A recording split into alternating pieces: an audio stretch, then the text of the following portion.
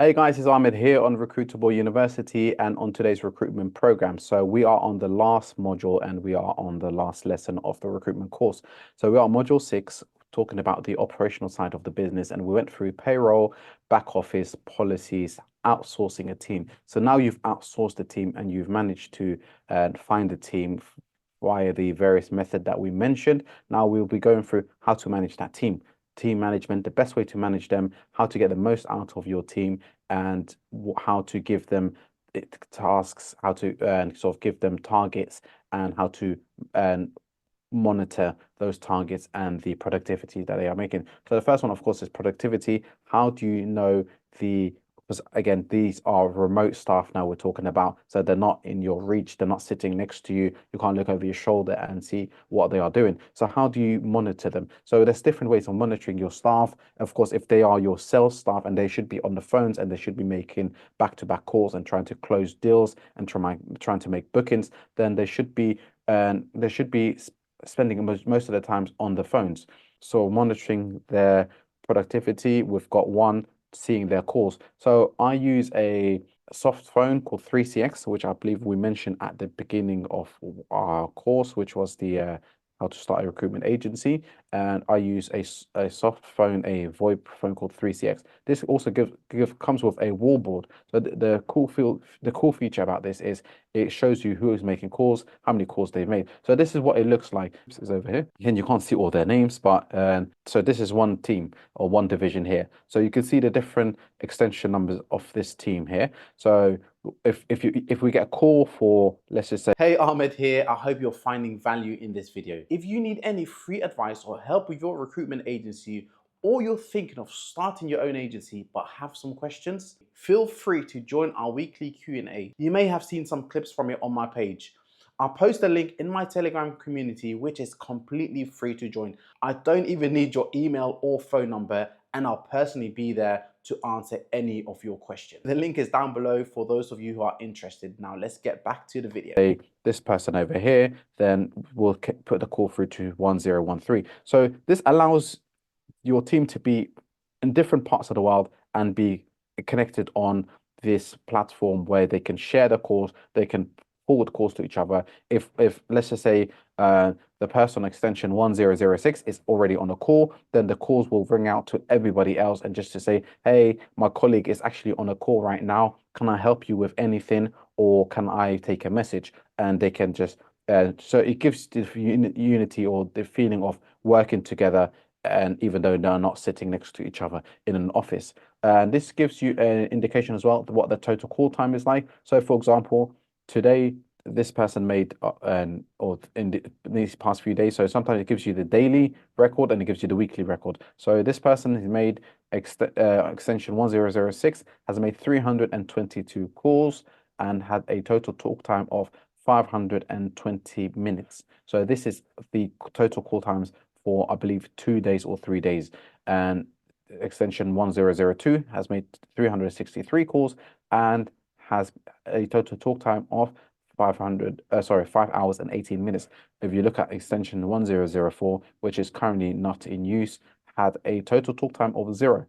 So if your staff member, and again, we're outsourcing a team, we're talking about how to manage a team remotely. If they are not making any calls, and then this is the best way to look at and say, okay, I've noted that you've not made any calls today. And what is the reason for this? So even though you're not sitting next to each other or you're not in the same office, you can still manage them in exactly the same way that another person would who were in the same office. This gives you the flexibility of allowing your team to be anywhere in the world and for you to also be anywhere in the world. I could be anywhere and log on and just see, okay, who's making calls, who's not making calls, who's actually not being productive and needs to have we need to have a chat with and to see what is going on over here and who's actually pulling their weight. So this is one method of seeing how productive the team is. So this is something simple. You can, if you do decide to use 3CX, you can ask them for a leaderboard. So it's called a wallboard or a leaderboard, and they will just integrate this with your phones. So every call that you make, it will come on this screen and you will share this link. So you will just copy and paste this link and they will open this on their internet browser and they will see, and if someone's working, let's just say from uh, Lebanon, or they're working from Brazil, or anywhere or anywhere, or Romania, they can just click on that link and it will just come up on their screen. So whilst they are making their calls from their homes, they can see, okay, on today I've made 104 calls. My colleague has made 363 calls. Okay, I need to up my game a little bit. I need to make more calls. Or if they are on track, then they can say, okay, well, I'm doing well. I'm in line with the targets and the expectation that is required for me, and I've met it so far. So it's a really cool feature to have, and it's very important if you're having a remote team. This allows you just to monitor all your staff effectively, and without having to sort of being next to them or sit next to them. That will take us back to the team management. So we've gone through productivity, now we've gone through performance analysis.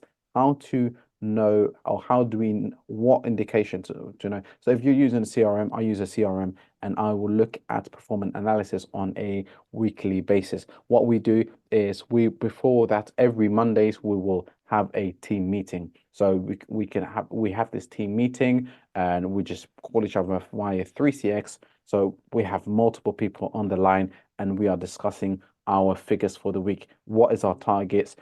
How much are we planning to make by the end of this month? How much are you making individually? What is your individual target? What is our team target? And how are we going to reach it? And we always look at future bookings as well. So we never look at, okay, cool, we're having a great month. That's great. Next month, what is next month looking like? Okay, next month is looking a little bit lower than last month. What can we do? And which contractors are not working for us this month, who are working for us this month, who are not working for us next month? Okay, so now we've analyzed that 15% of the contractors are not going to work next month. Why? What is the reason for this? We then reach out to clients, try to get extension of those bookings. We'll reach out to the candidates and say, okay, and I've noted that you're not working next month. What is your availability looking like? And some of them may go on holiday. So what I need to now try to replace this person who's gone away in order to keep my desk afloat, and in order to hit the expectations or the targets that are set. So it's important to have a performance analysis I would say on a weekly basis, at least on a weekly basis. So as a team, as a remote team, you feel that you are united, you are together, and you have the tasks to give into your hand. And that will actually bring us on to the next one, which is the KPIs, key performance indicators. So it's important that every single person in your team, your remote team, has been set KPIs, so they know what is expected from them. They know how many calls they are supposed to make a day. So for your remote team, I would say at least they should be making about 100. If they're doing sales and they're doing recruitment, they should be making about 120 calls to 150 calls per day, and they should be on the phones at least minimum of 2 hours per day. So whether they are making 120 calls or they are on the phone for 2 hours a day, this is an indication of their work rate. And then they should be given tasks. So if they're doing permanent recruitment, you expect at least for them to be doing at least two deals a week, or two interviews a week. Sorry, I would say for the permanent team, you should at least doing 5 interviews per week. So that's 20 interviews per month. And of those 20 interviews, let's just say even half get the job. That's 10 jobs. That's 10 placement that they made that month. And again, this will vary from your industry. This will vary on the length of the recruiter, how long that they've been in the recruitment game. So this will vary. But as a sort of starting point, I would say you need to get your recruiters, at least they should be doing at least 5 at the beginning, at least 5 interviews a month. So the more interviews that they push for, the more chance they have of people actually getting a job. That's if they're doing permanence. But if they're doing temp recruitment, then depending really on your industry, healthcare, they should be doing a lot because the margins are quite high. IT, they should be doing a lot. The margins are quite high. And pharmaceutical, and IT, pharmaceutical, finance, all of these sectors are very lucrative sectors where the finder's fees and also the markups just on the temp contracting is quite high.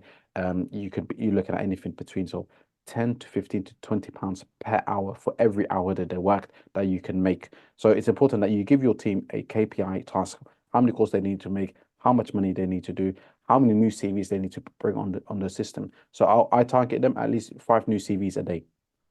They should be bringing on the system at least 5 new CVs every single day.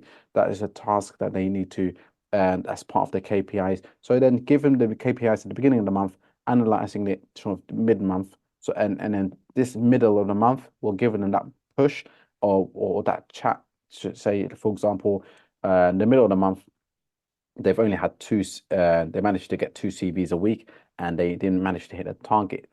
They're not looking like they're on track to hit the target. What is it that they need to do in order to hit their target? What is it that they need to improve on in order to hit their targets and to reach their KPIs? So it's important to set the KPIs at the beginning of the month, have a chat during the middle of the month, and then at the end of the month, look at the results and to see if they managed to hit the KPIs. And it's very important because you're not with the team, you're not in the same office. So this is one of the best ways that you constantly know how productive your team are, and are you getting the most of your remote team? Are they getting the most of you as well? Are you managing them correctly as well? Because your remote team will rely heavily on you. And one thing I noticed about having a remote team, that's why sometimes this can be the con, is you're constantly on the phone, because when you work in an office, I worked in an office where there's about 40 to 60 people in an office. So whenever you need to speak to someone, you turn around, you say, "Hey, what's going on? What is this vacancy? And can you send me this timesheet? Can you do this?" But when you've got a remote team, just you don't have that luxury. So every time you want to ask a question, you got to pick up the phone. So sometimes you find yourself on the phone quite frequently. But the more that you are on the phone to them, the more that you sort of manage them and you teach them and you guide them through your experience, the more confidence they will grow, and honestly, the better result you will find, and it just gives you more of a reason to wanting to grow your remote team. And the best way of communicating, because this is a common question we get asked, is, okay, I'm trying to grow a remote team, but what's the best method of communication? It doesn't get any simpler. Honestly, WhatsApp is simple. It's easy. Everyone uses WhatsApp. You can create a group for yourselves, just for your company, have your WhatsApp group for the company. All communication should just you can have it through WhatsApp. You can also use Slack as well. Slack is very good. Personally, I prefer WhatsApp for quick communication. For example, candidate didn't turn up for a shift. What we do is just say, "Hey, candidate so and so didn't turn up. Recruiter so and so, can you sort this out?" And then they is in the group message. So it's just fast, effective. WhatsApp, Teams is good when it comes to having the face-to-face meetings online or Zoom, or when we're sharing screens. So when sometimes I'm going to if I'm going through training, or someone's training a recruitment consultant is training a junior consultant, then we'll use Teams or Zoom to share the screens and to go through some stuff. So this is pretty much how easy it can be if re getting a remote team. It doesn't it's not hard, it's not rocket science. Honestly, once you have one person and you're happy with how they work, you can network and grow from that person. And once you know what you do, once you've done it before, all you need to do is now, just once you have that one person, you're happy with their work, they are proven to be successful, now get someone else and do exactly the same, and then do someone else. So the more people that you have, the quicker it is for you to grow. So the aim is pretty much is to have a team so let's just say you have a team of 3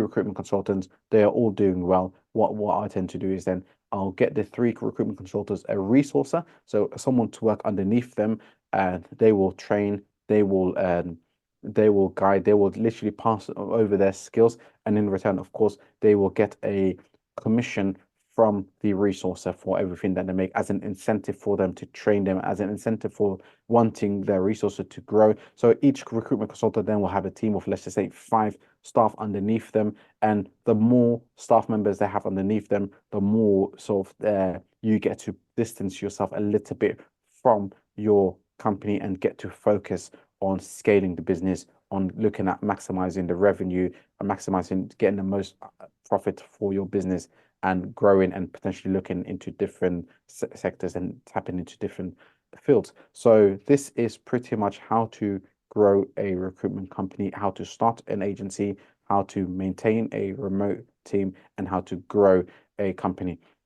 All you have to do, it's not hard. You just follow the steps that I've provided, and just it's just simple as following it, implementing it, and not expecting something out of the ordinary. You can find all these contracts, all the information. You can literally find it online. You can find so many clients who are desperate for agencies. They're desperate for staff, and they're desperate for people like yourself to bridge that gap and to provide them the service that they need. I hope you've enjoyed this course and you've understood and you've managed to do these steps so far that we've covered.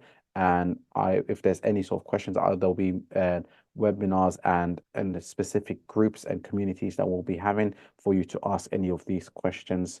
And I wish you all the best, and I hope to see you grow and to have the success. Take care.